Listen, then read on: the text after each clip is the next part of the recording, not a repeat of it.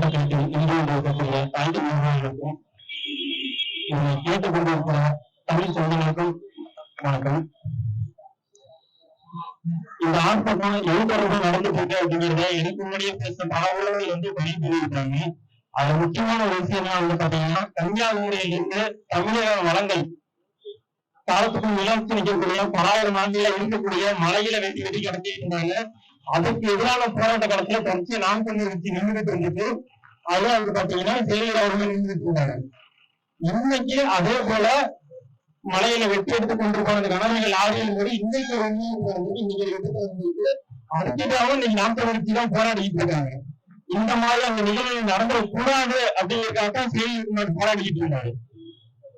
அதே போல இன்னைக்கு நாம் தமிழர் கட்சி இந்த ஆர்ப்பாட்டத்தை நடத்தலாம், உடனே இந்த திமுக அரசு முதலமைச்சர் தன்னுடைய கட்டுப்பாட்டில் வச்சிருக்க காவல்துறைக்கு உடனே நடவடிக்கை எடுத்து உடனே கைது பண்ணிடுவாரா அந்த நம்பிக்கையில பண்றோம்னா அப்படி கிடையாது. என்ன முக்கியமாகனா, இந்த திமுக அரசுல இன்னைக்கு திமுக கட்சியை சரி முக்கிய அதிகாரத்தில் இருக்கக்கூடிய நேரு அவருடைய தம்பி ராமஜெயம் 2012 கொல்லப்பட்டு இன்னைக்கு 12 ஆண்டுகள் ஆயிடுச்சு. இது வரைக்கும் அந்த கொலையிலேயே நீங்க என்ன குற்றவாளிகளை கண்டுபிடிக்க கிடையாது. அதே போல இதுக்கு முன்னாடி இந்த திமுக அரசு இருந்தப்போ இன்னைக்கு கூட்டணியில் இருக்க கம்யூனிஸ்ட் வாய்மொழி மௌனியாக இருக்கக்கூடிய இதே கம்யூனிஸ்டுகள் அங்க இருக்கக்கூடிய சாதாரண மக்களுக்கு குடிதண்ணீர் இல்ல, எல்லாத்துக்கும் குடிதண்ணீர் வேணும்னு சொல்லி தொடர்ச்சியா போராடின கம்யூனிஸ்ட் போராளி லீலாவதி அவர்கள் இதே திமுக படுகொலை செய்யப்பட்டாங்க. அவர்களையும் இந்த திமுக அரசு ஆட்சிக்கு விடுதலை பண்ணுச்சு. எல்லாத்துக்குமே நினைவு இருக்கலாம், ஐயா சகாயம் அவர்கள் பாத்தீங்கன்னா இந்த விளையாட்டு நிலையெடுப்பு ரூபாய் பிரச்சனை விசாரணையில் இருந்தப்போ ஒரு நாள் இரவு சுடுகாட்டிலேயே படுத்துங்க. அதுக்கு என்ன காரணம் கேட்டீங்கன்னா, அந்த சுடுகாட்டில பாத்தீங்கன்னா இந்த வேலைக்கோர்களுக்கு எல்லாம் போராடின போராளிகளையும் அந்த தடுக்க நீக்கிறோம் அப்படின்னு சொல்லி போராடின பொதுமக்களையும் அதற்கு மேல அந்த நரம்பு கொடுக்கணும்னு கொல்லப்பட்ட இவருடைய பிணங்களும் அந்த சுடுகாட்டில் தான் பதிக்கப்பட்டிருந்துச்சு. அதை கூட எடுத்து 20,000 ரூபாய் நீங்க மறைச்சிருவாங்கன்னு சொல்லிட்டோம். சகாயமாவர்கள் 20,000 ரூபாய் சுடுகாட்டிலே படுத்திருந்தாரு. ஒரு பெரிய ஐஏஎஸ் அதிகாரியா இந்தியால வேறுவேளாண் சிறந்த நேர்மையாளர் அந்த அகலும் சுடுகாட்டில படுத்திருந்தாரு. காரணம் இதே திமுக அரசு. இந்த மாதிரி இதே போல இவங்க கூட இவங்க பூஞ்சியில ஆராசா தம்பி சிறைப்படுத்தப்பட்டாரு. எல்லாத்துக்குமே தெரியும். அவருடைய நண்பரா அவங்க சாதிக்கே பாத்தீங்கன்னா கொலை செய்யப்பட்டாரு முடியல. அந்த கொலை அவரை கண்டுபிடிக்கிறாரு.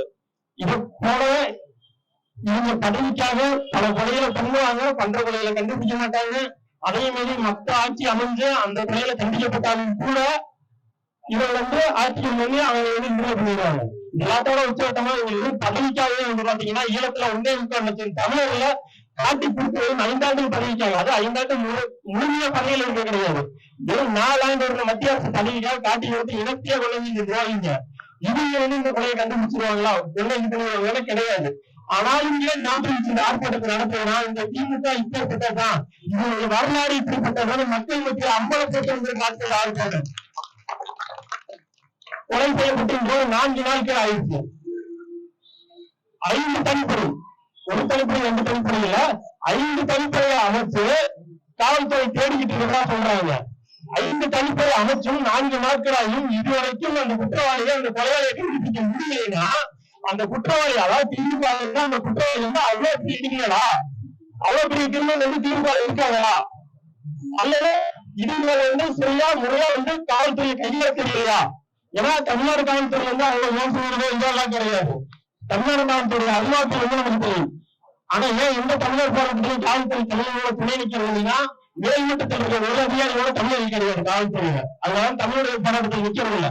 ஆனா கீழ்மட்டத்தில் இருக்கக்கூடிய காவல்துறை அதிகாரிகள் எல்லாமே மேலதிகாரிகள் கட்டுப்பட்டவங்க. அதை தாண்டி கூட அம்மாற்றம் நிற்கலாம்.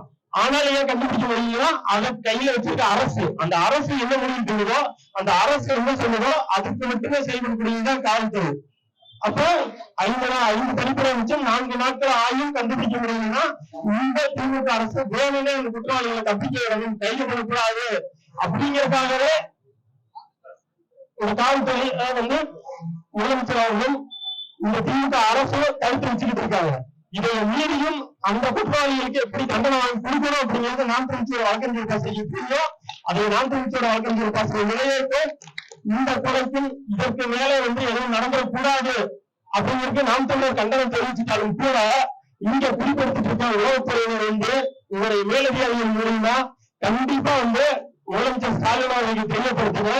எந்த ஒரு கட்சியாகட்டும், எந்த ஒரு போராட்டமாகட்டும், எந்த ஒரு இயக்கமாகட்டும், அதை எடுக்கத்தான் அது வளர்ச்சி பெறும்.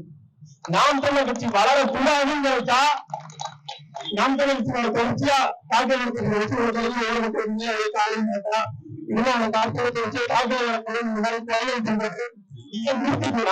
வளரக்கூடாதுன்னு உண்மையாவே நீங்க நினைச்சீங்கன்னா நினைச்சீங்க. இல்ல நாம் தமிழர் கட்சி இதுக்கு மேல வளரக்கூடாதுன்னு நினைச்சு நாம் தமிழர் கட்சியில